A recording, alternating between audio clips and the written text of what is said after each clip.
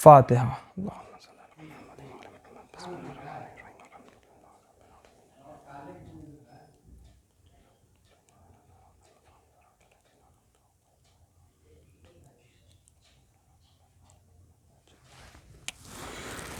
اعوذ باللہ من الشیطان الرجیم، بسم اللہ الرحمن الرحیم۔ الحمد للہ رب العالمین، والصلاة والسلام علی اشرف الانبیاء والمرسلین، سیدنا و نبینا و شفیعنا و مولانا ابو القاسم محمد، اللہم صلی علی محمد و آل محمد وعلی آلہ الطیبین الطاہرین المعصومین، ولعنۃ اللہ علی اعدائہم اجمعین۔ اما بعد، فقد قال اللہ تبارک و تعالی فی کتابہ الکریم، بسم اللہ الرحمن الرحیم، کل نفس ذائقۃ الموت۔ صلوات پہ محمد و آل محمد، اللہم صلی علی محمد و آل محمد وعجل فرجہم۔ آپ تمام لوگوں سے گزارش ہے کہ ایک مرتبہ سورہ الحمد اور 3 مرتبہ سورہ اخلاص کی تلاوت فرما کر سیدہ شبینہ بانو بنت سید احمد حسن کاظمی مرحوم کی روح کو اصال کریں۔ اللہم صلی اللہ علیہ وسلم۔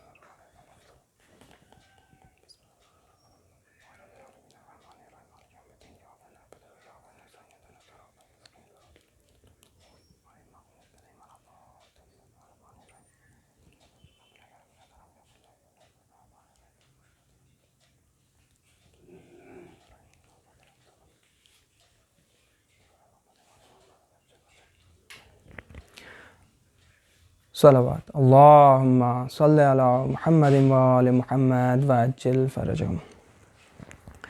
خداوند عالم کا انتہائی لطف و کرم ہے، انتہائی احسان ہے کہ اس نے ہماری ہدایت کے لیے قرآن نازل کیا۔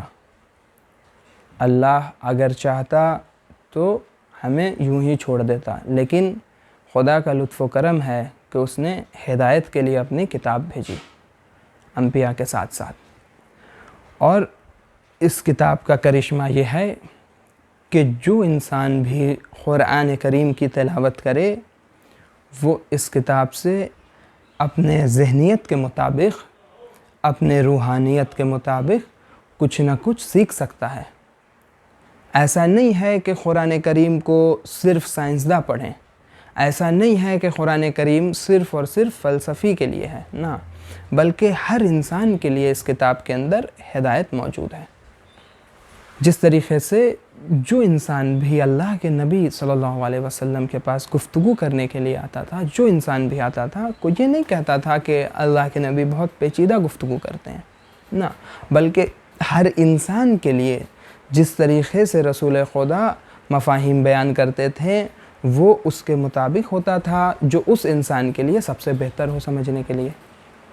اسی طریقے سے قرآن کریم کے اندر بھی یہ کرشمہ موجود ہے کہ جو انسان بھی اس کی تلاوت کرے، عام انسان ہو، سائنسداں ہو، منطقی، فلسفی، کوئی انسان بھی جس لحاظ سے چاہے پڑھنا، اس کی تلاوت کرے، غور و فکر کرے، اس کے اندر مفاہیم موجود ہیں جو اس کی ہدایت کے لیے کافی ہیں۔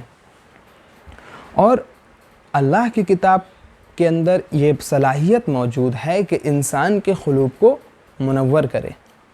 اس لیے علماء بیان کرتے ہیں کہ جب بھی قرآن کریم کی تلاوت کرے انسان، جب بھی انسان قرآن کریم کے مفاہیم کے اوپر غور و فکر کرے جو اللہ نے اس کے اندر بیان کیے ہیں، تو اگر کچھ باتوں کو ذہن میں رکھے تو اس کو سمجھنا آسان ہوگا، یعنی انسان کی آمادگی کے لیے کچھ باتیں ضروری ہیں۔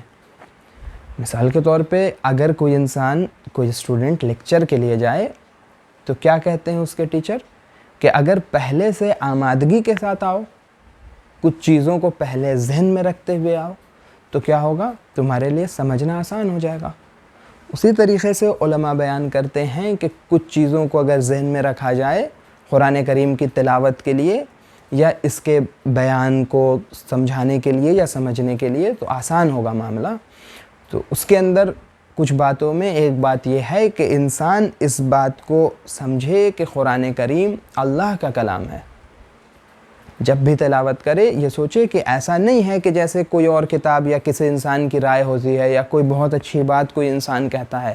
بعض اوقات ہم سمجھ رہے ہوتے ہیں کہ اچھی بات ہے لیکن عمل نہیں کر رہے ہوتے ہیں. نہ، قرآن کریم میں ایسا نہ ہو، بلکہ انسان یہ سوچے کہ ایسا کلام ہے کہ اگر پہاڑوں پر نازل ہوتا تو ریزہ ریزہ ہو جاتے. یعنی ساری دنیا کے اندر کسی بھی چیز میں قرآن کریم کے جو قبول کرنے کی صلاحیت ہے وہ موجود نہیں تھی. رسول خدا صلی اللہ علیہ وسلم اللہم صلی اللہ محمد و علی محمد وعجل فرجہ حضرت ختمی مرتبت کے قلب نے اسے قبول کیا قرآن کو، یعنی کسی اور چیز کے اندر صلاحیت نہیں تھی. تو اس کے مفاہیم کے اعتبار سے اس کی اہمیت ہے. اسی طریقے سے جو دعویٰ یہ ہے، اور یہ قیامت تک کے لیے دعویٰ ہے جو ہمارا عقیدہ ہے، وہ یہ کہ قرآن کریم کی کسی ایک آیت کے مقابلے میں ساری دنیا اگر کوشش کرے تو کچھ نہیں لا سکتی ہے. ممکن ہے کوئی کہے کہ ایک آیت تو بعض اوقات آیت بہت چھوٹی ہوتی ہے، مثلا الحمدللہ رب العالمین، یا مثلا قل هو اللہ احد، یا بہت ساری آیت ہیں، الف لام میم ایک آیت ہے. تو کیسے ممکن ہے کہ اس کے مقابلے میں کچھ نہیں آ سکتا؟ تو حقیقت یہ ہے کہ قرآن کریم جو ہمارے پاس موجود ہے کتاب کے شکل میں، اس کے علاوہ قرآن کریم کا ایک روحانی وجود ہے لوح محفوظ پہ. تو جو انسان بھی چاہے کہ قرآن کریم کی حقیقت کے مقابلے میں کچھ لے آئے تو ممکن نہیں ہے. کیوں؟ اس لیے کہ قرآن کریم کا ایک روحانی وجود ہے، قرآن کریم کی ایک حقیقت ہے جس سے انسان کے قلب منور ہوتے ہیں. تو وہ پھر کسی اور کلام کے اندر وہ صلاحیت نہیں ہوگی. اس وجہ سے قرآن کریم کی اہمیت ہے. اور ایک بات یہ بیان کی جاتی ہے کہ قرآن کریم اس لحاظ سے بھی اہم ہے، خاص طور پر غیبت کے زمانے میں، کہ غیبت کے زمانے میں قرآن ناطق یعنی امام زمان عجل اللہ تعالیٰ فرجہ الشریف ہمارے سامنے موجود نہیں ہے، ہمارے آنکھوں کے سامنے، لیکن قرآن صامت تو موجود ہے. تو جس انسان کو بھی چاہیے کہ قرآن ناطق سے اپنا رابطہ مضبوط کرے، یعنی امام زمان عجل اللہ تعالیٰ فرجہ الشریف سے اپنا رابطہ مضبوط کرے، اس انسان کو چاہیے کہ زیادہ سے زیادہ قرآن کی طرف یعنی قرآن صامت قرآن کریم کی طرف رجوع کرے، زیادہ سے زیادہ قرآن کریم کے ساتھ اپنے رشتے کو مضبوط کرے، اپنے رابطے کو مضبوط کرے، زیادہ سے زیادہ اس میں غور و فکر کرے. جتنا قرآن صامت کے ساتھ رابطہ مضبوط ہوتا جائے گا وہ ذریعہ بنے گا امام عجل اللہ تعالیٰ فرجہ الشریف سے رابطے کی مضبوطی کا. ایک درود بھیجے محمد وعلی محمد پر. اللہم صلی علی محمد وعلی محمد وعجل فرجہ. اسی بات کو آغا بہجت فرماتے ہیں کہ درس خارج کے بعد جب ان کے اسٹوڈنٹس نے سوال کیا تو آپ نے فرمایا قرآن کریم سے متعلق کہ النظر علی المصحف عبادہ، یعنی قرآن کریم مصحف کی طرف نگاہ کرنا جو ہے وہ عبادت ہے. مصحف انہوں نے بیان کیا کہ قرآن کریم کے لیے بھی آتا ہے، اور یہ حدیث امام زمان عجل اللہ تعالیٰ فرجہ الشریف کے لیے بھی ہے.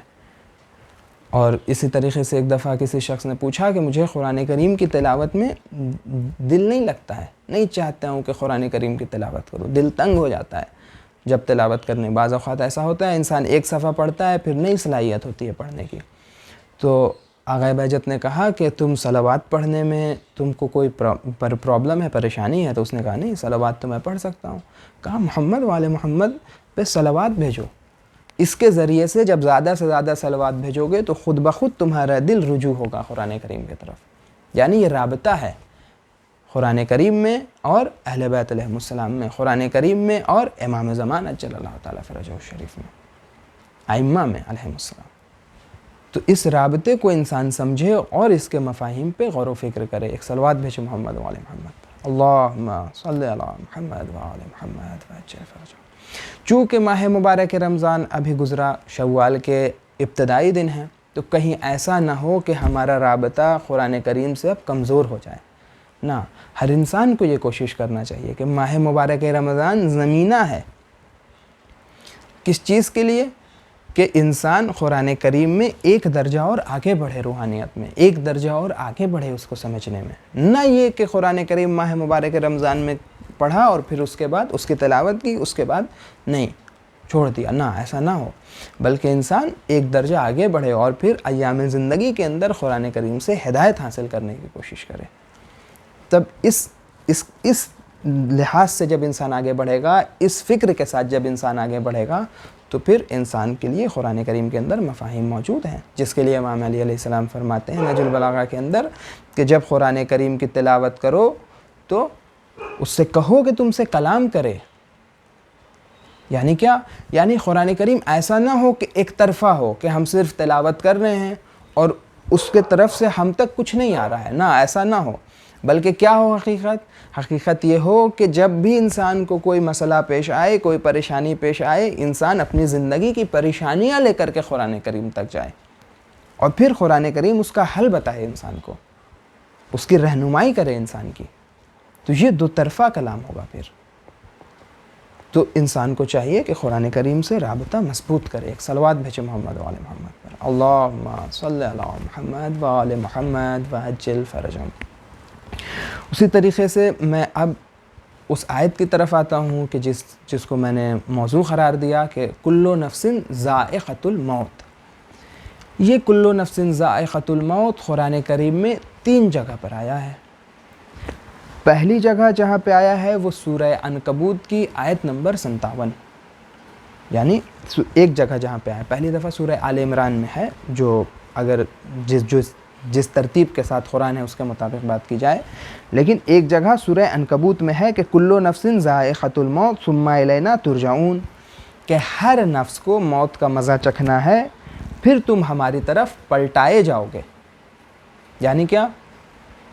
موت کا عمومی اعلان ہے کہ ہر انسان کے لیے ہے، ہر نفس رکھنے والوں کے لیے ہے، نہ صرف انسان کے لیے۔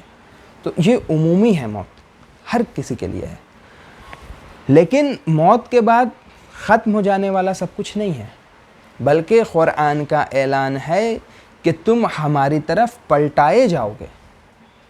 یعنی اگر صرف یہ ہوتا کہ کل نفس ذائقۃ الموت، کہ جو کچھ بھی جس کسی کے پاس بھی نفس ہے اسے موت کا مزہ چکھنا ہے، تو معاملہ ختم تھا پھر، لیکن کیا اللہ نے کہا کہ تم پلٹائے جاؤ گے۔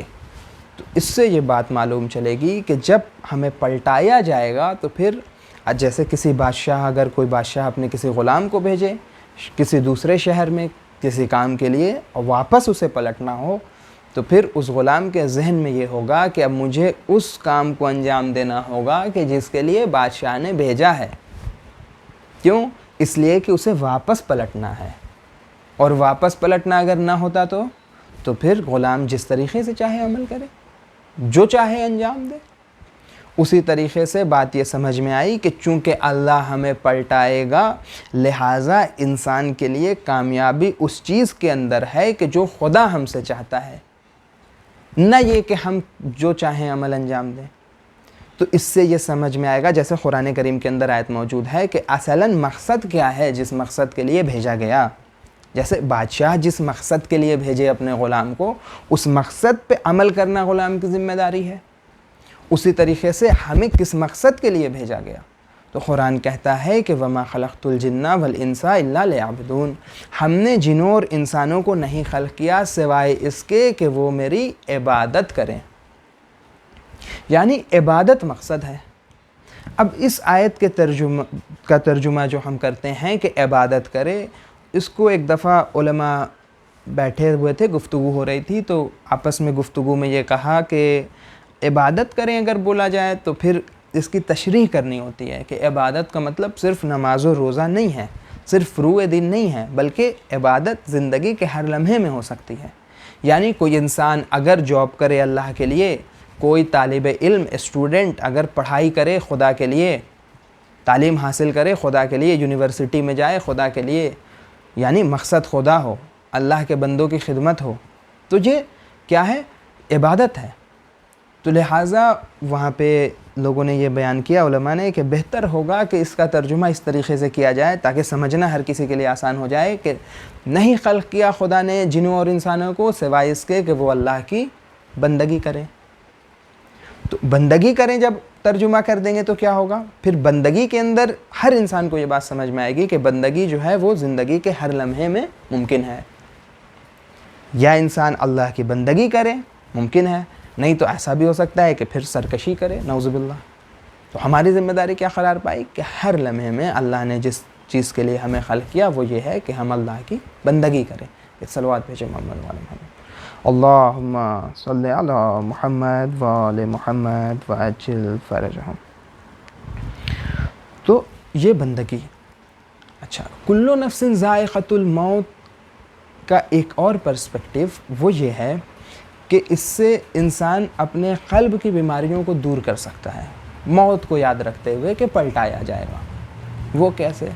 کہ جس انسان کو اس بات کا یقین ہو کہ اسے پلٹایا جائے گا اور اس کا مقصد بندگی ہے، پھر اس انسان کے اندر ایگو نہیں پایا جائے گا، پھر اس انسان کے اندر تکبر نہیں پایا جائے گا، پھر اس انسان کے اندر جو یہ نفسانی خرابیاں ہوتی ہیں وہ نہیں پائے جائیں گی۔ یعنی جس انسان کو آخرت کا یقین ہو اس انسان کو اہل آخرت کہا جاتا ہے۔ اہل آخرت اور اہل دنیا میں فرق ہے۔ دنیا والے جس چیز کو سوچ کر کے فیصلہ لیں، جن پرسپیکٹیو کے اوپر غور و فکر کریں کوئی فیصلہ لینے کے پہلے، اور آخرت والے سوچیں، دونوں میں فرق ہے۔ جیسے واقعہ موجود ہے امام رضا علیہ السلام کا، درود بھیجے ذات مقدس پر کہ اللہم صلی علی محمد وعلی محمد وعجل فرجہم۔ ایک بار آپ کے چاہنے والے نے گھر بنوایا، امام کو دعوت دی کہ مولا میں نے اپنا گھر بنوا رہا ہوں، گھر بنوایا ہے، آپ آئیں۔ تو امام اس کے گھر تشریف لے گئے، تو دیکھا کہ ایک مثلاً کھڑکی ہے، ونڈو ہے۔ تو امام نے پوچھا کہ کھڑکی یا شامیانہ؟ تو امام نے پوچھا کہ یہ کیوں ہے؟ تو اس نے جواب میں یہ کہا کہ مولا میں نے یہ کھڑکی یا یہ شامیانہ اس لیے بنوایا کہ یہاں سے روشنی آئے اور ہوا آئے۔ تو امام نے جواب میں کہا کہ اگر نیت یہ کی ہوتی کہ جب اذان کی آواز ہوگی تو صاف آواز آئے گی، تو اس سے اذان کی آواز بھی آ جاتی اور روشنی بھی آ جاتی۔ یعنی کیا بتانا چاہ رہے ہیں امام؟ کہ ہاں، زندگی میں جب انسان فیصلہ، غور کرنے کی بات ہے کہ جب زندگی میں انسان فیصلہ لے تو یہ حقیقت ہے کہ دنیاوی چیزوں کو ذہن میں رکھنا ہوتا ہے کہ کس طرف سے ہوا آئے گی، کس طرف سے مثال کے طور پہ روشنی آئے گی گھر میں، لیکن پہلی چیز جو انسان کے ذہن میں آئے وہ صرف روشنی اور ہوا نہ آئے، بلکہ پہلی چیز جو آئے ذہن میں وہ اللہ کا قرب آئے کہ اذان کی آواز کدھر سے آئے گی۔ اور دوسری بات وہ یہ ہوگی کہ پھر خود بخود روشنی آئے گی، خود بخود ہوا کا انتظام اسی ذریعے سے ہوگا۔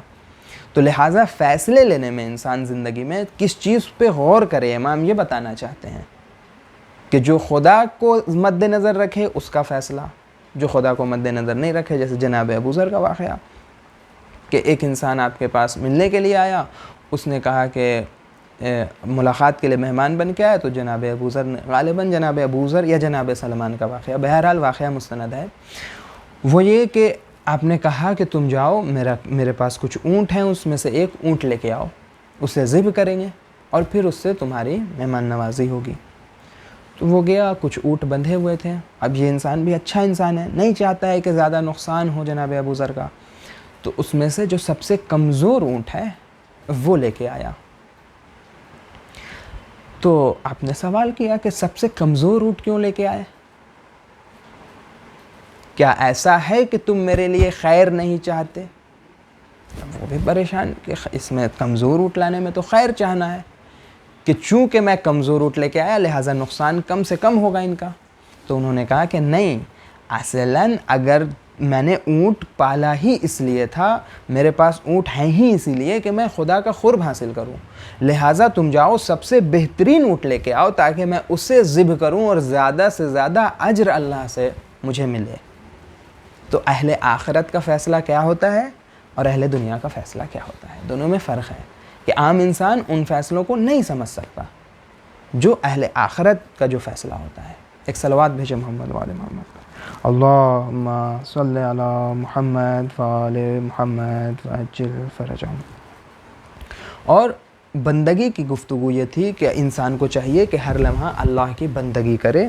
بندگی سے مراد یہ ہے کہ انسان اس بات پہ غور و فکر کرے کہ چونکہ انسان کو پلٹایا جائے گا تو ہر وہ چیز، کون سی چیز ایسی ہے جو انسان کے ساتھ جائے گی؟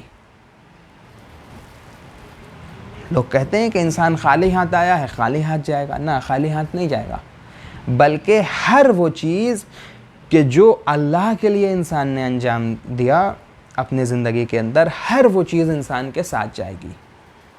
اور ہر وہ چیز اسی دنیا میں رہ جائے گی کہ جو انسان نے صرف اور صرف اس دنیا کے لیے کی ہو.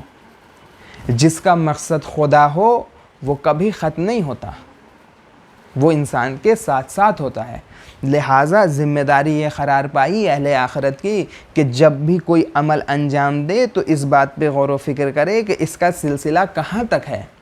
صرف دنیا تک ساتھ ہے یا پھر آخرت میں بھی اسے ساتھ دینا ہے. اگر آخرت میں بھی ساتھ دینا ہے تو اس میں ٹھیک ہے، انسان آگے بڑھے، عمل انجام دے.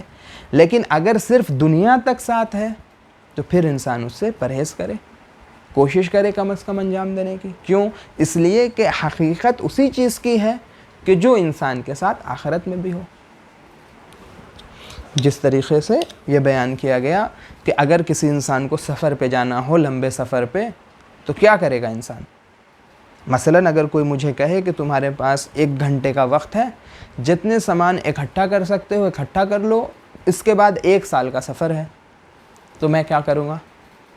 کوئی انسان ایسا نہیں ہوگا جو وہیں پہ چاہے کہ ایسی چیزوں کو انجام دے کہ جس کا تعلق صرف اس جگہ سے ہو. نہ، بلکہ اب انسان ہمیشہ یہ کوشش کرے گا، ہر انسان یہ کوشش کرے گا کہ اب اس 1 گھنٹے میں ہر اس عمل کو انجام دیا جائے جو سفر کے لیے کارآمد ہو. اسی طریقے سے وہ انسان جو اللہ پہ یقین رکھے، جو واپس پلٹنے پہ یقین رکھے، اللہ کے کلام پہ یقین رکھے، اس کے لیے یہ ذمہ داری قرار پائی کہ پھر انسان اپنے زندگی کے اندر ان چیزوں کو تلاش کرے کہ جو انسان کے ساتھ ابدالآباد تک رہیں گی، یعنی ہمیشہ رہیں گی، مرنے کے بعد ہمیشہ. یہ انسان کے لیے ذمہ داری قرار پائی. ایک صلوات بھیجے محمد وآل محمد. اللہم صلی علی محمد وآل محمد وعجل فرجہم. یعنی سوچنے کا نظریہ عام انسان کے لیے کیا ہے؟ اسی دنیا تک. اہل آخرت کے لیے کیا ہے؟ ہمیشہ تک. کہ جس کو فرماتے ہیں شاعر کہ فوق ہے، فوق بالگرامی کا کلام ہے کہ فوق ہے آغاز سے انجام پر میری نظر، ابتدائی سے ہماری انتہا ہے سامنے. ایسا نہ ہو کہ انسان انتہا کو، حقیقت کو بھول جائے، نہ، بلکہ ساری چیزوں کو ذہن میں رکھتے ہوئے، یعنی چشم بصیرت، انسان کی آنکھ یعنی جو صلاحیت، ذہنی صلاحیت ہوتی ہے کافی تیز ہوتی ہے، کافی دور تک دیکھتا ہے، نہ یہ کہ صرف کم پرسپیکٹیو میں دیکھے. ایک اور جگہ جہاں کل نفس ذائقۃ الموت ہے، وہاں پہ پلٹانے کے علاوہ ایک اور ذمہ داری ہے. وہ کیا ہے کہ ایک اور چیز وہاں سمجھ میں آتی ہے، وہ یہ کہ کل نفس ذائقۃ الموت ونبلوکم بالشر والخیر فتنہ، اور پھر اس کے بعد وَإِلَيْنَا تُرْجَعُونَ، اور تمہیں پلٹایا جائے گا.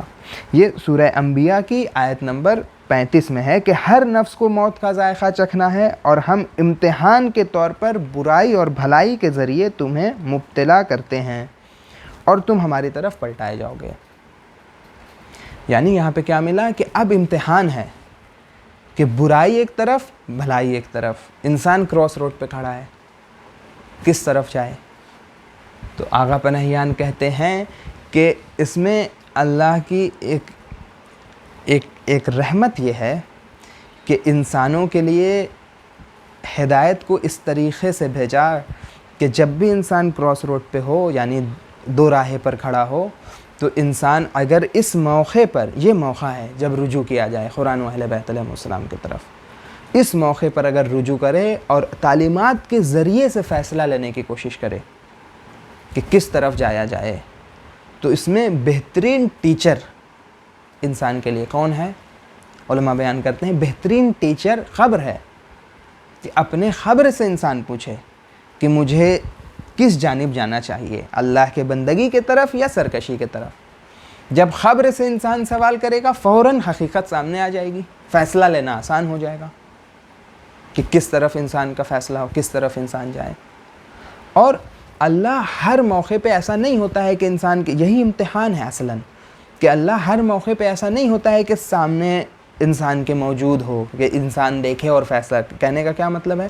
اصلاً میں یہ کہنا چاہتا ہوں کہ ایسا نہیں ہے. مثلاً اگر انسان دو راہے پر کھڑا ہو، حق اور باطل کے، انسان گناہ سے پرہیز کے راستے پہ کھڑا ہو، دونوں میں سے کوئی ایک انسان کو چننا ہو، اور ایسا ہو کہ ایک جانب سے اللہ کا فرشتہ ہاتھ دکھا رہا ہو جنت سے، ایک جانب سے جہنم کا شعلہ انسان دیکھ رہا ہو، دونوں آنکھ کے سامنے ہو، اب انسان کو فیصلہ لینا ہو، پھر امتحان ہی ختم ہو جائے گا. یہاں پہ کون بیوقوف انسان ہوگا جو جہنم کے شعلے کی طرف جائے گا؟ کوئی نہیں جائے گا. تو اللہ نے اس طریقے کا انتظام رکھا کہ انسان کو یہ فیصلہ لینا ہو اور سامنے موجود انسان کو چیزیں نہ دکھائی دیتی ہوں. یہاں پہ انسان کے ایمان کی حقیقت ہے کہ جس حقیقت کے ذریعے سے انسان جنت بھی دیکھ رہا ہوتا ہے، جہنم بھی دیکھ رہا ہوتا ہے، پھر فیصلہ لیتا ہے. مثال کے طور پہ سورہ یوسف کے اندر یہ ملتا ہے، اور جناب یوسف کے واقعے کے اندر کہ جب جناب یوسف نے خود کو بچایا حرام کاری سے، تو یہ کہا کہ میں نے خود کو اللہ کی آگ سے بچایا.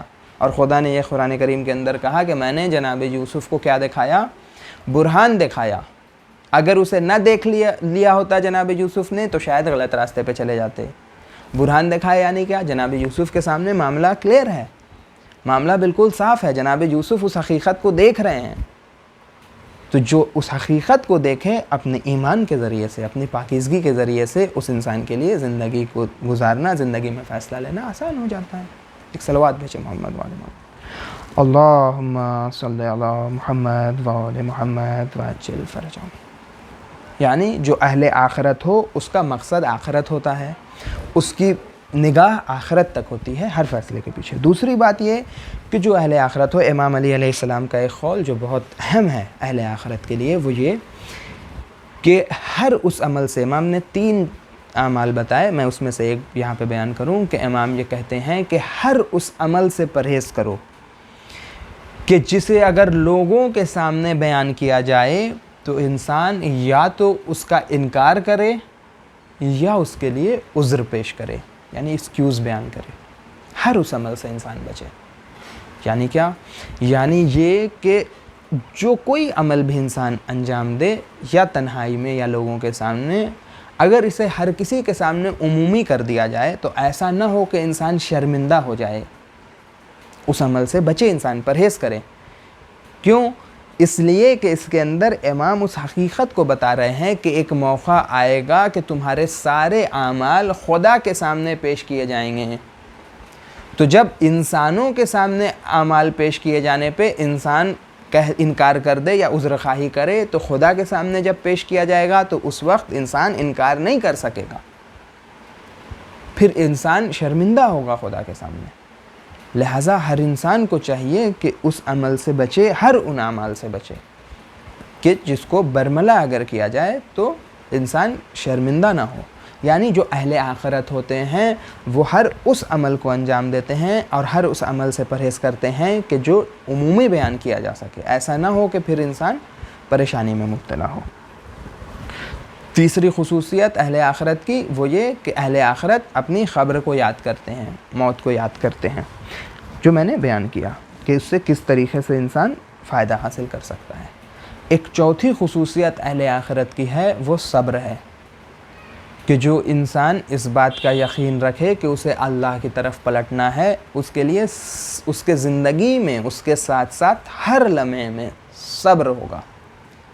یہ بہت اہم ہے صبر انسان کے لیے. اور صبر اس لیے ہوگا کہ اگر انسان مصیبت پہ صبر کرے تو اس لیے صبر ہے کہ اس دنیا میں کو ختم ہو جانا ہے. تو اس صبر کو سمجھنے کے لیے آیت اللہ خامنئی کے اس بیان کو میں پیش کروں کہ آیت اللہ خامنئی کہتے ہیں کہ صبر کی 3 قسمیں ہیں. ایک صبر وہ ہے کہ جو انسان پریشانیوں میں صبر کرتا ہے، کہ جب انسان پریشان ہے تو صبر کرے، اللہ پہ توکل کرے. کیوں؟ اس لیے کہ یہ سمجھے کہ اسے ختم ہو جانا ہے، انسان ختم ہو جائے گا، کل نفس ذائقۃ الموت، آخرت میں یہ پریشانی نہیں ہوگی. تو اس سے متعلق ایک بہت لطیف واقعہ ہے کہ حضرت موسیٰ نے درود بھیجے حضرت موسیٰ ذات مقدس پر، اللہم صلی علی محمد وعلی محمد وعجل فرجہ. حضرت موسیٰ نے ایک شخص کو دیکھا کہ جس کے سارے جسم میں زخم ہے، लिप्रोसी या जो भी बीमारी रही हो, बिल्कुल परेशान हाल, और उससे बदतर हालत में हज़रत मूसा ने किसी को नहीं देखा। यानी सबसे जो बिल्कुल ऐसा हो कि जैसे लगे कि अब जांबलब है, इतनी मुश्किल में। देखा कि कुछ पढ़ रहा है, गए उसके नज़दीक तो देखा अल्लाह की हम्द कर रहा है। तो उससे सवाल किया कि तुम इतनी परेशानी में मुब्तला हो, इस कदर तुमको बीमारी है, तुम किस तरीक़े से अल्लाह की हम्द कर रहे हो? मैंने तुमसे बदतर हालत में किसी और को नहीं देखा। लोग ये कहते हैं ना कि जब भी इंसान परेशानी में मुब्तला हो, अपने से कमतर हालत वाले को देखे, सब्र हो जाएगा, इंसान के अंदर सब्र आ जाएगा। तो हज़रत मूसा ने देखा ये ऐसा इंसान है कि इससे कमतर हालत में शायद कोई और हो ही ना। तो उससे सवाल किया कि अब तुम क्यों अल्लाह का ज़िक्र कर रहे हो? तो उस शख्स ने सवाल किया हज़रत मूसा से कि ऐ अल्लाह के नबी, ऐ मूसा, क्या तुमने मुझसे बदतर हालत में किसी और को देखा? तो हज़रत मूसा ने कहा कि नहीं देखा। तो उसने जवाब दिया कि ऐ हज़रत मूसा, अल्लाह ने मेरे अंदर कुछ ना कुछ सलाहियत देखी होगी, तब मुझे इस हालत में रखा, मैं इसलिए अल्लाह की हम्द कर रहा हूँ। कितना हसीन वाक़या कि जिस इंसान को अल्लाह पर भरोसा हो, अल्लाह पर यकीन हो, सब्र उसके साथ साथ कैसे होता है कि जो सारे जिस्म जिसके परेशानी में हैं, ज़ख्म से परेशान हैं, जो भी बीमारी रही हो उसको, लेकिन इसके बावजूद उसके जहन में ये है कि अल्लाह ने मेरे अंदर कुछ सलाहियत देखी है, तब मुझे इस हालत में रखा है, वरना किसी और को रखता। उस सलाहियत और उस करामत की वजह से मैं अल्लाह का ज़िक्र कर रहा हूँ। तो ये अहले आखिरत, ये पहली किस्म है सब्र की कि इंसान मुश्किल परेशानी में सब्र करे। दूसरी किस्म सब्र की ये है कि इंसान गुनाह पे सब्र करे, जो इब्तदाई मंजिल के लिए बहुत ज़रूरी है कि जब इंसान गुनाह तर्क करे, पहली दूसरी मंजिल पे हो अपनी ज़िंदगी के अंदर अल्लाह की तरफ रुजू करने के, तो क्या है कि जब भी गुनाह को तर्क करे तो इंसान की ख्वाहिश होती है बाज़ औक़ात के गुनाह करे। बाज़ औक़ात मिसाल के तौर पे कोई ऐसा खाना है जो हराम है, इस्लाम में नहीं खाना चाहिए इंसान को, लेकिन क्या होता है इंसान बाज़ औक़ात कुछ लोग ऐसे होते हैं नाउज़ुबिल्लाह नहीं करना चाहिए लेकिन ख्वाहिश हो जाती है उनकी, तो इंसान को सब्र करना चाहिए इस तरीक़े से हर गुनाह पे सब्र। कि आक़ा बहजत फरमाते हैं कि बाला तरीन ज़िक्र, उनसे सवाल किया गया कि सबसे बेहतरीन ज़िक्र कौन है? तो कहा कि बाला तरीन ज़िक्र ये है कि इंसान नियत करे, नियत बेकुनी कि खुदा अगर 100 साल उम्र दा, अगर अल्लाह 1000 साल भी उम्र दे तो क्या क्या इंसान करे, यक दफ़े आलिमन आमदन मुख्तारन मासियत खुदा राना कुनी, कि एक दफ़ा भी इंसान जानबूझ करके ख़ुद से अपने इल्म के मुताबिक जानबूझ करके एक दफ़ा भी इंसान गुनाह नहीं करे। ये बेहतरीन ज़िक्र है, बाला तरीन ज़िक्र है कि इंसान एक दफ़ा भी गुनाह ना करने की नीयत कर ले। इसका असर है, सिर्फ नीयत का असर है। जो इंसान भी अपनी ज़िंदगी के, और हर इंसान के लिए ये पॉसिबल है कि जो इंसान भी गौर व फिक्र करे वो फ़ौरन इस चीज़ को समझ सकता है कि कौन कौन सी चीज़ें ऐसी हैं उसके ज़िंदगी में जो उसे खुदा के रास्ते पे चलने से रोक रही हैं। हर इंसान सोच सकता है, मुश्किल नहीं है। जो इंसान भी गौर व फिक्र करेगा फ़ौरन उसे कुछ बातें समझ में आएंगी जो उसे अल्लाह के रास्ते पे चलने से रोक रही हैं। फ़ौरन उसको ख़त्म करे, फ़ौरन उस रास्ते को रोके और अल्लाह की तरफ क़याम करे, अल्लाह की तरफ बढ़े, अल्लाह की तरफ रुजू करे। एक सलवात भेजो मोहम्मद वाले, अल्लाहुम्मा सल्ली अला मुहम्मद व आले मुहम्मद। तीसरी किस्म सब्र की क्या है? तीसरी किस्म सब्र की है कि नेक आमाल में सब्र। नेक आमाल में सब्र यानी क्या? ये सवाल बहुत लोगों का होता है, बहुत लोगों का होता है ये सवाल कि वो ये कहते हैं कि 10-15 दिन 20 दिन नमाज शब पढ़ी, उसके बाद फिर नहीं पढ़ी। 15 दिन बहुत अच्छे से कुरान करीम की तिलावत की, फिर ख़त्म हो गया मामला। ऐसा क्यों होता है? ऐसा इसलिए होता है कि इंसान सब्र नहीं करता है नेक अमाल में। नेक अमाल में सब्र यानी क्या? यानी इंसान अगर किसी अमल को अंजाम दे तो उसके अंदर दवाम हो, ना ये कि कुछ दिन करे फिर छोड़ दे, ना, सब्र के साथ इंसान आगे बढ़े। इसकी पूरी एक हकीकत है। थोड़ा सा बात पेचीदा हो शायद, लेकिन मैं बयान करूं कि आयतुल्लाह शहीद मुतहरी बयान करते हैं कि क्यों ऐसा होता है कि इंसान 20 दिन अच्छा चलता है फिर ख़राब हो जाता है, फिर अच्छा चलता है फिर ख़राब हो जाता है। اس کی حقیقت کیا ہے؟ اس کی حقیقت یہ ہے کہ انسان کے قلب کے اندر شیطان کا بھی لشکر ہے، ایمان کا بھی لشکر ہے۔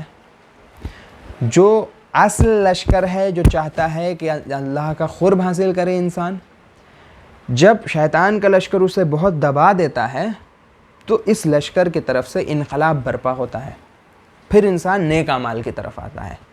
کچھ دن نیک اعمال انجام دیتا ہے تو کیا ہوتا ہے؟ باطل کا لشکر پھر دبنے لگتا ہے۔ تو بعض لوگوں کے لیے یہ ہوتا ہے کہ باطل کا لشکر دوبارہ قیام کر دیتا ہے اور حق کے لشکر کو دبا دیتا ہے، حق کے لشکر کے اوپر غلبہ حاصل کر لیتا ہے انسان کے قلب کے اندر۔ تو انسان کی ذمہ داری یہ ہوئی کہ انسان جب قیام کرے اللہ کی راہ کی طرف تو اللہ کی راہ میں آگے بڑھے، نہ یہ کہ دوبارہ باطل کے لشکر کو موقع دے، بلکہ اصلاً توبہ کی حقیقت یہ ہے، اللہ کی طرف رجوع کرنے کی حقیقت یہ ہے، دنیا طلبی سے خدا کی طرف آنے کی حقیقت یہ ہے کہ انسان جب اس راستے پہ چلے، اور ایسے لوگ موجود ہیں اس دنیا کے اندر، تو پھر دوبارہ اس راستے کی طرف نہ پلٹ کے جائے، بلکہ صبر کے ساتھ آگے بڑھے۔ اور جب ابتدائی منزل انسان پوری کر لے گا تو ایک موقع ایسا آئے گا کہ پھر انسان اس راستے پہ لطف حاصل کرے گا۔ یہ راستہ انسان کے لیے بہترین راستہ ہوگا، پھر اس راستے پہ اگر نہ چلے تب انسان کا دل تنگ ہو رہا ہوگا۔ کیوں؟ اس لیے کہ وہ حقیقت انسان کے قلب کی حقیقت ہوگی، جو قلب کے اندر معاملہ ہوتا ہے وہی ظاہر اعمال میں آتا ہے۔ لہٰذا انسان کو چاہیے کوشش کرے اس راستے کے اوپر آگے بڑھے۔ ایک صلوات بھیجے محمد و آل محمد پر، اللہم صلی علی محمد و آل محمد وعجل فرجہ۔ یہ اہل آخرت کیا ہیں؟ تمام دنیا کا فیصلہ کچھ اور ہے، اہل آخرت کسی دوسری جانب ہیں، خدا کے عشق میں ہیں۔ کہ واقعہ ملتا ہے کہ جناب سیدہ نے سلام اللہ علیہ درود بھیجا، اللہم صلی علی محمد و آل محمد وعجل فرجہ۔ ایک دفعہ خواہش کی امام علی علیہ السلام سے، کس چیز کی خواہش؟ انار کی۔ اب امام آئے بازار میں، انار کا موسم نہیں ہے، لیکن امام نے کسی طریقے سے انتظام کیا۔ اب امام گھر کی جانب جب جا رہے ہیں تو کیا ہوا؟ واقعہ سب لوگوں کا سنا ہوا ہوگا کہ ایک شخص آیا، اس نے سوال کر دیا انار کا، امام نے منع نہیں کیا، اسے دے دیا۔ بعض علماء اس طریقے سے پڑھتے ہیں کہ پہلے آدھا انار اس نے مانگا تو امام نے آدھا دیا، پھر اس نے پورا مانگا، دوسرا جو تھا بچا ہوا اسے بھی مانگا تو امام نے پورا دے دیا۔ جب اسے دے دیا اب واپس امام آ رہے ہیں گھر کی طرف، خالی ہاتھ ہیں۔ لیکن جو اہل آخرت ہوتے ہیں انہیں خدا کبھی مایوس نہیں کرتا۔ جب گھر کے اندر داخل ہوئے تو کیا دیکھا؟ فرشتوں کے ذریعے سے اللہ نے بھیجا انار۔ کیوں؟ اس لیے کہ جو انسان، جناب سیدہ کا یہ قول ہے سلام اللہ علیہ، کہ جو شخص بھی اپنے خالص نیت کو اللہ کے لیے پیش کرے، ہر عمل میں انسان کی نیت خالص ہو، پھر اللہ سے بہترین فیصلہ اس کے حق میں ہوتا ہے، بہترین فیصلے کی امید رکھے انسان۔ جو کچھ بھی ہوگا وہ سب سے بہتر ہوگا اس انسان کے حق میں جس کی نیت خالص ہو، جو اپنی نیت کو خالص کر لے۔ یہ اہل آخرت، یہ جناب سیدہ کا مرتبہ۔ تو کس طریقے سے لیکن مصائب کیا گیا جناب سیدہ پہ، کہ رسول خدا آپ کی فضیلت بیان کر رہے ہیں کہ فاطمہ تو بضعۃ منی، فاطمہ میرا ٹکڑا ہے۔ علماء بیان کرتے ہیں کہ یہ صرف ایسا نہیں ہے کہ رسول خدا یہ کہہ رہے ہیں کہ میری بیٹی میرا ٹکڑا ہے جیسے عام لوگ کہتے ہیں، نہ، بلکہ فاطمہ رسالت کا ٹکڑا ہے۔ یہ عظمت ہے، فاطمہ تو شجنۃ منی۔ سمجھے انسان مرتبہ کیا ہے؟ رسول خدا آپ کی عظمت کے لیے کھڑے ہوتے ہیں۔ یہ ایسا نہیں ہے کہ کوئی عام انسان ایک عام باپ اپنے بیٹی کے لیے کھڑا ہو رہا ہے، نہ، فضیلت کم کرنے کے لیے یہ کہا گیا کہ رسول خدا والد ہونے کی حیثیت سے کھڑے، نہ، اگر ایسا ہوتا تو پھر ہر والد کے لیے سنت قرار پاتے رسول خدا کی کہ اپنے بیٹی کے لیے کھڑا ہو، لیکن ایسا نہیں ہے۔ اس کا مطلب ہے کہ حقیقتاً رسالت کھڑی ہوتی تھی۔ رسول خدا کے ایام زندگی میں یہ ملتا ہے کہ آخری 6 مہینے میں جب بھی رسول خدا بی بی کے گھر کے سامنے سے گزرتے تھے، آپ کے دروازے پہ کھڑے ہو جاتے تھے اور یہ کہتے تھے کہ السلام علیک یا اہل بیت النبوہ، سلام کرتے تھے رسول خدا، اور ہر کوئی یہ دیکھتا تھا۔ شاید رسول خدا اس عظمت کو بتانا چاہتے تھے کہ دیکھو میں اس دروازے پہ کھڑے ہو کے سلام کر رہا ہوں۔ ایسا نہیں ہے کہ دروازے دخل باب کر رہے ہیں، جب جناب سیدہ آ رہی ہیں تب سلام کر رہے ہیں یا جناب سیدہ کا نام لے کے، نہ، بلکہ اس دروازے پہ سلام کر کے شاید رسول خدا یہ بتانا چاہتے ہوں کہ دیکھو میں اس دروازے کا احترام کر رہا ہوں، کہیں ایسا نہ ہو کہ میرے جانے کے بعد تم اس دروازے پر آگ اور لکڑی لے کے آ جاؤ۔ لیکن یہ دیکھنے کو ملا کہ جب رسول خدا اس دنیا سے گزرے تو اس طریقے سے مصائب ڈھائے گئے کہ صرف وہ درخت کے جس درخت کے سائے میں بیٹھ کے شہزادی گریہ کیا کرتی تھی، اس درخت کو بھی کاٹ دیا گیا۔ اس طریقے سے ایک معصوم اپنی زبان سے، معصومہ کا یہ جملہ کہ صبح علیہ، کوئی انسان غور کر لے بس صرف اس جملے پہ کہ اگر سیاہ دن پہ پڑ جاتے وہ مصائب تو تاریک رات میں تبدیل ہو جاتے۔ کس طریقے کے مصائب! میں نہیں چاہتا سخت مصائب پڑھوں، بس صرف ایک بات یہ کہ ایک واقعہ یہ کہ جب ہجرت کے بعد رسول خدا ہجرت کر چکے تو جو خواتین تھیں ان کو لانے کی ذمہ داری امام علی علیہ السلام کو دی۔ امام علی علیہ السلام ساری خواتین کو لے کے جا رہے ہیں، اس میں جناب سیدہ بھی موجود تھی، اور ایک ایسی بچی ہے جو رسول خدا کے گھر میں رہی ہے، جو رسول خدا کو بابا کہتی تھی۔ لوگوں نے چاہا کہ علی کا راستہ روکیں، اس میں ایک شخص ہے جس نے تیر چلائی، ایسی تیر چلائی کہ وہ خاتون جو بچپن کے دور سے رسول خدا کے ساتھ ہے وہ خاتون دہل گئی اور وہ حاملہ تھیں، اور عالم یہ ہوا کہ ان کا حمل ساقط ہو گیا۔ تو رسول خدا جب اس دنیا سے گزرے تو ہر کسی کو معاف کر دیا، لیکن اس تیر چلانے والے کو معاف نہیں کیا کہ تم نے اس کو ستایا، اس وقت دہلایا کہ جب وہ حاملہ تھی۔ میں دونوں ہاتھوں کو جوڑ کے کہوں گا یا رسول خدا، فریاد ہے فریاد، آپ نے اس خاتون کا تو خیال کر لیا، لیکن خود آپ کی بیٹی جناب سیدہ ہیں، اور اس طریقے سے دروازے کو جلایا گیا، اور اس طریقے سے اس پر ظالم نے پہر سے مارا کہ رسول خدا کی بیٹی جناب سیدہ بین در و دیوار پیس دی گئی۔ اس موقع پر بھی امام علی علیہ السلام کا ساتھ نہیں چھوڑا، بلکہ ہاتھ سے امام کے دامن کو تھاما، لیکن اس کے بعد بھی آپ پر ظلم کیا گیا۔ روایت میں ملتا ہے کہ تلوار کے خلاف سے حملہ، نہیں معلوم کس طریقے سے جناب سیدہ کے بچوں نے اسے برداشت کیا ہوگا۔ میں نہیں چاہتا کہ جناب حسنین کی اس مصائب کو پڑھوں کہ کس طریقے سے آپ گریہ کر رہے تھے، کس طریقے سے، ایسا نہیں تھا کہ آپ زور زور سے گریہ کر سکتے تھے، لیکن جناب حسنین کیا کر رہے تھے، خود اپنی آستین کو اپنے منہ کے اندر رکھتے تھے اور آہستہ آہستہ گریہ کرتے تھے، کہیں ایسا نہ ہو کہ دشمن تک خبر چلی جائے۔ لیکن اس کے باوجود بس ایک واقعہ میں یہ بیان کروں اور مجلس تمام کہ جب آخری موقع آیا اور ہر کسی کو رخصت کرنے کا موقع آیا تو ہر کوئی آیا رخصت کرنے کے لیے، لیکن امام حسین اپنی جگہ پہ ہیں، کہتے ہیں کہ میں تب تک نہیں آؤں گا جب تک اماں مجھے نہ بلائے، جب بھی مجھے اماں بلاتی ہیں تبھی میں اماں کے پاس جاتا ہوں۔ ایک مرتبہ بندے کفن ٹوٹے، جناب سیدہ نے بلایا، اے میرے بیٹے حسین آ جاؤ۔ ایک یہ موقع ہے جب جناب سیدہ اپنے بیٹے کو بلا رہی ہیں ہاتھ پھیلا کر، اور ایک دوسرا موقع ہے کربلا کے اندر کہ جب مولا حسین ہیں، چاروں طرف سے تیر و تبر، نیزہ و تلوار کی بارش ہے، اب گھوڑے پہ سنبھل نہ سکے، اب جو گھوڑے سے زمین پر آ رہے ہیں، شہزادی نے دوبارہ بازوؤں کو پھیلایا، اے میرے بیٹے حسین، اے میرے لخت جگر، تیری ماں نے تیرے مقتل کو اپنے بالوں سے سنوارا ہے، اے میرے بیٹے میری گود میں آ جا۔ الا لعنت اللہ علی القوم الظالمین۔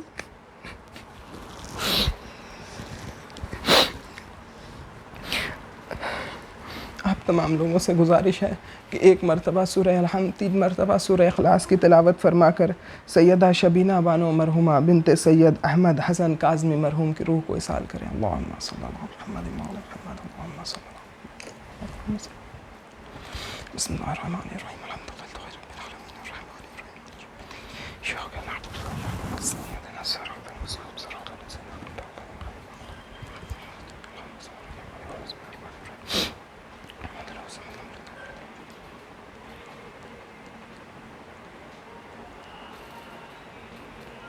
اللهم صل على محمد وعلى محمد